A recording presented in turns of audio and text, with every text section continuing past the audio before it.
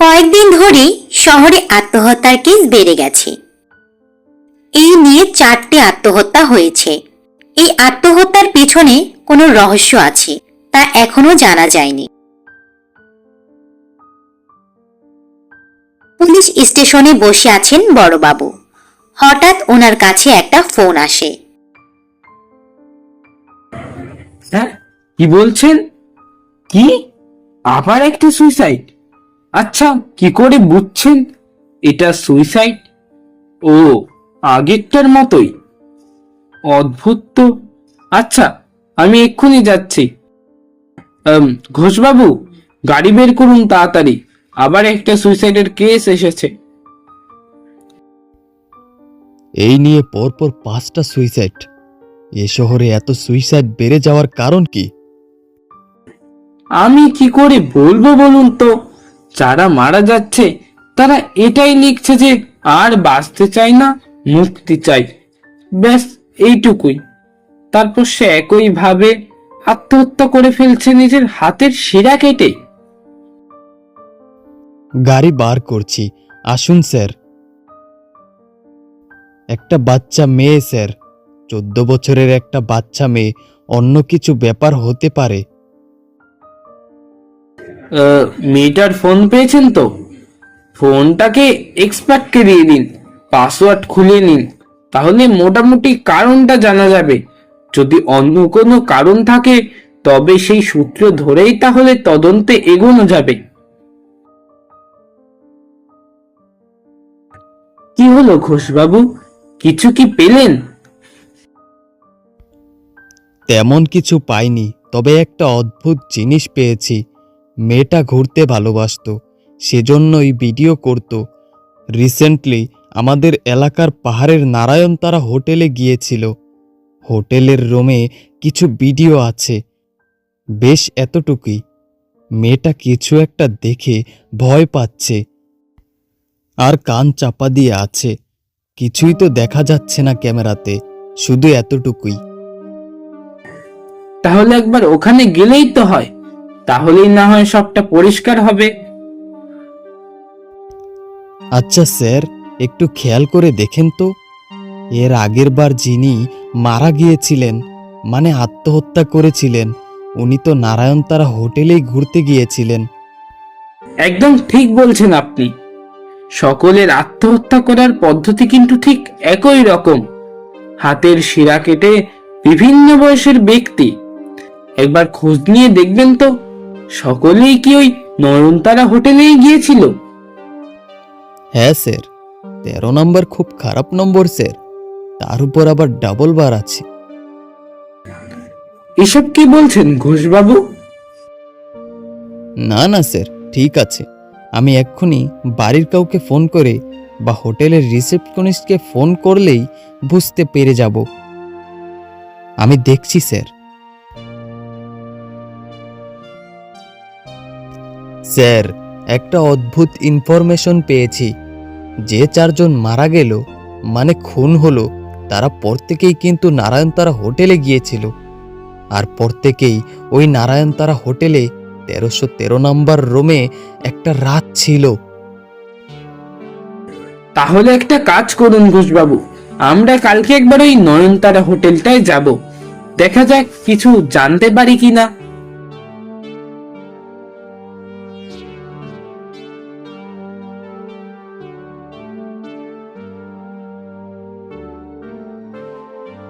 হোটেলের ভেতরে প্রবেশ করতেই হোটেলের ম্যানেজার ওনাকে স্বাগত জানায়।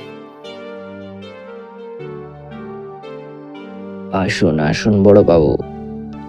ঘোষবাবু আমায় সবই বলেছেন, কিন্তু ব্যাপারটা হচ্ছে স্যার।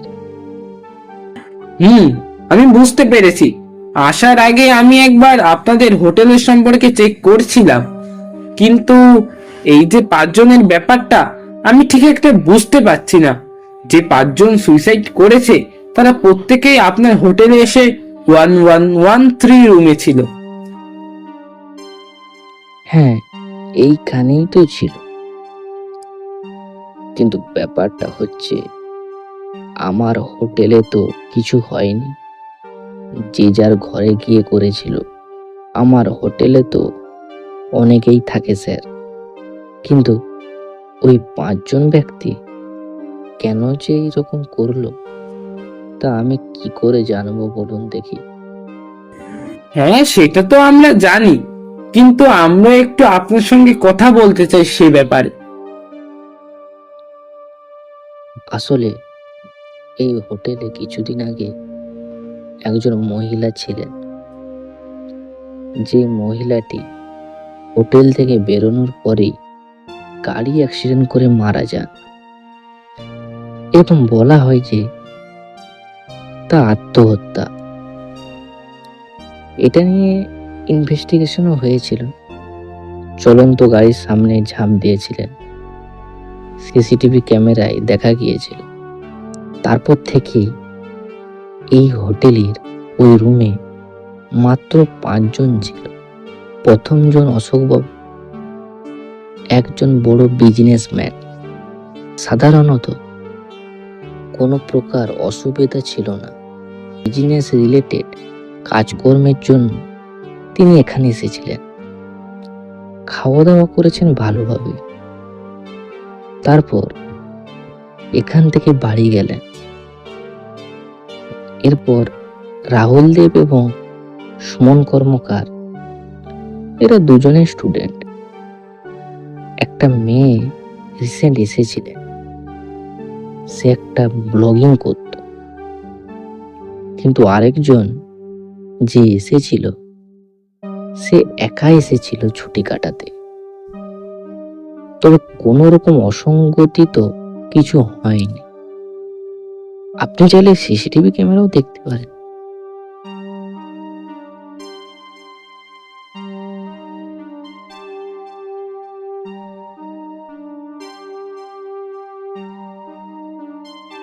স্যার, কথা শুনে বুঝে তো মনে হচ্ছে সবকিছুই তেমন নর্মাল। না না ঘোষবাবু, আপনি মনে হয় খেয়াল করেননি। রুম থেকে সকলেই যখন বেরোচ্ছে তখন লক্ষ্য করেছেন চোখে মুখে কেমন একটা আতঙ্কের ছাপ। বারবার ওই রুমের দিকে তাকিয়ে দেখছে, মাঝে মাঝে 2 হাত দিয়ে কান ঢেকে নিচ্ছে। কিছু তো একটা রহস্য আছে ঘোষবাবু। রুমের ভেতরে সিসিটিভি থাকলে ভালো হতো। না না, ওটা তো হবেই না। সম্পূর্ণ প্রাইভেসির জন্য ওটা হবে না। আমি একবার ভাবছি।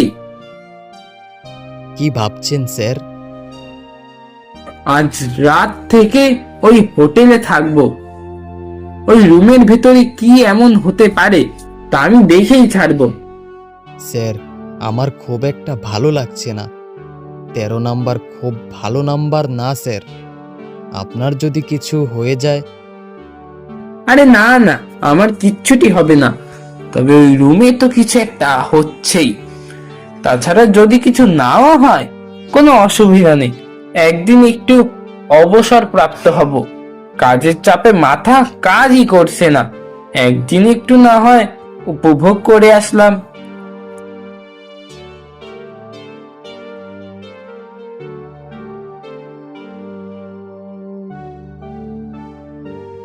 আমি তাহলে ওখানেই থাকবো। আমার খাবার দাবার সব পৌঁছে যাবে তো? তাহলে আমি আর রুম থেকে বেরোবো না। নো প্রবলেম স্যার, 24 ঘন্টা হেল্পলাইন খোলা আছে। যদি কোনো রকম অসুবিধা হয় বা কিছু প্রবলেম হয় আমাদের একবার জানাবেন, আমরা চলে আসব। বড়বাবু আর ম্যানেজার দুজনেই হোটেলের 1113 নম্বর রুমে এসে দাঁড়ায়। বড়বাবুর রুমের ভেতরে ঢুকে দরজা বন্ধ করে কিছুক্ষণ এপাশ ওপাশ ঘুরে জানালা খুলে বাহিরে পাহাড়ে। কি মনোরম পরিবেশ!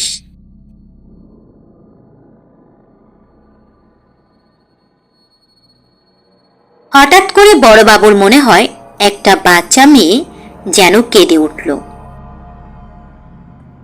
কে কে কে এই রুমে? উফ, কেই তো কোথায় নেই মনে হয়। পাশের রুম থেকে হয়তো বা কোনো বাচ্চার কান্না শোনা যাচ্ছে।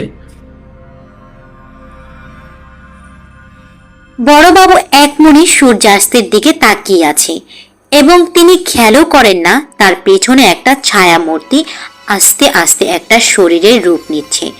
হঠাৎ করে বড়বাবুর কানের সামনে কেউ যেন সুর করে বলে উঠল,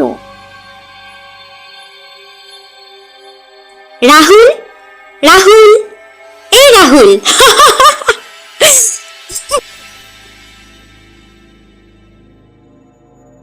কে কে ওখানে?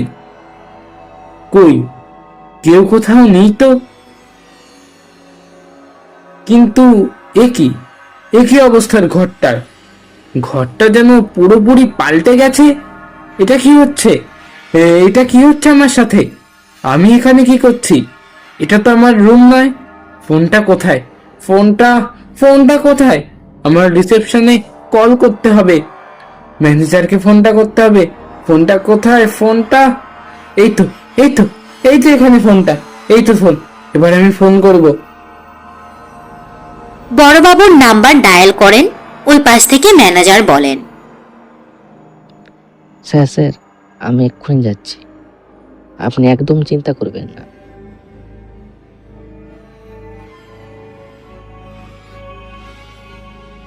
বড়বাবু ফোন রেখেই আবার দেখেন, না, তিনি তো সেই হোটেলের রুমেই আছেন। তাহলে একটু আগে কি হলো? কিছুক্ষণ পর রুমে ম্যানেজার এলেন। কি হয়েছে স্যার? কোনো কিছু কি হয়েছিল? না না, সবটা ঠিক আছে, কোনো চিন্তার ব্যাপার নেই। তবে আমার খাবারটা। আমায় একটু সময় দিন স্যার, আমি এক্ষুনি আপনার রাতের খাবারটা পাঠিয়ে দিচ্ছি।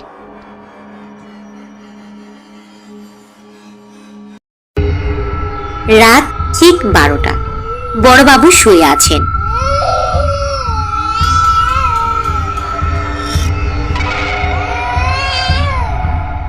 আবারও শুনতে পান কানের কাছে একটা অদ্ভুত শব্দ।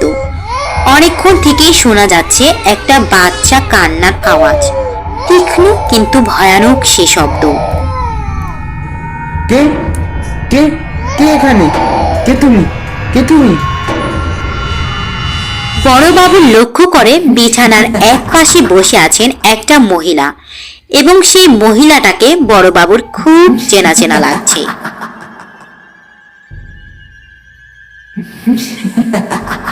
এ কি? রূপালী? রূপালী, তুমি কিভাবে এখানে?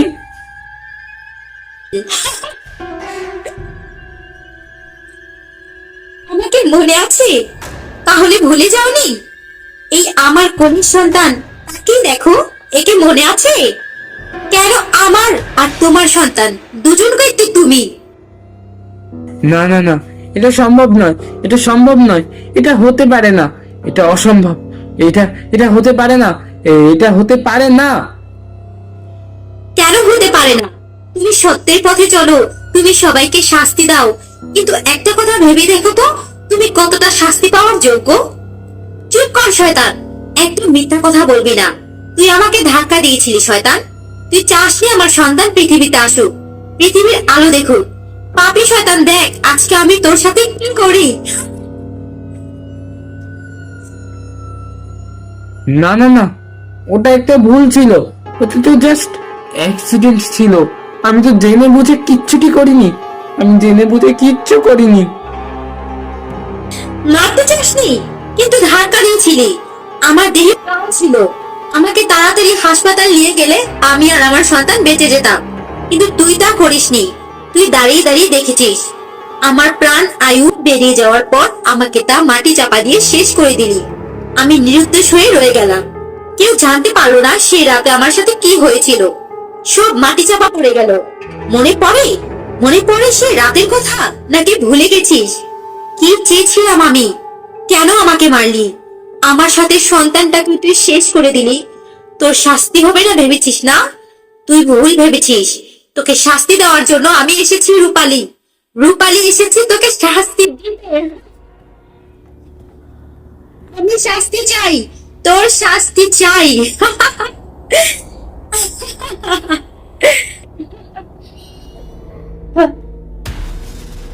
আমার বাবার স্বপ্ন ছিল আমি পুলিশ হব।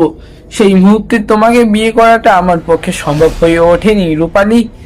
কিন্তু আমি তোমাকে ধাক্কা মারতে চাইনি। আর তবে তবে সেদিন একটা ভুল হয়ে গেছে, ছোট্ট একটা ভুল হয়ে গেছে, ছোট্ট ভুল। ছেড়ে দাও, ছেড়ে দাও আমাকে, আমাকে দয়া করে ছেড়ে দাও রূপালী, আমাকে যেতে দাও, ছেড়ে দাও রূপালী।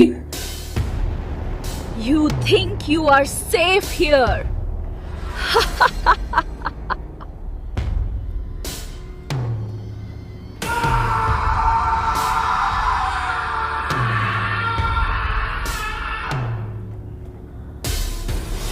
যদি গল্পটা মন ছুঁয়ে যায় তাহলে একটা লাইক দিয়ে যাবেন। আপনাদের ভালোবাসা আমাদের কাছে অনেক মূল্যবান।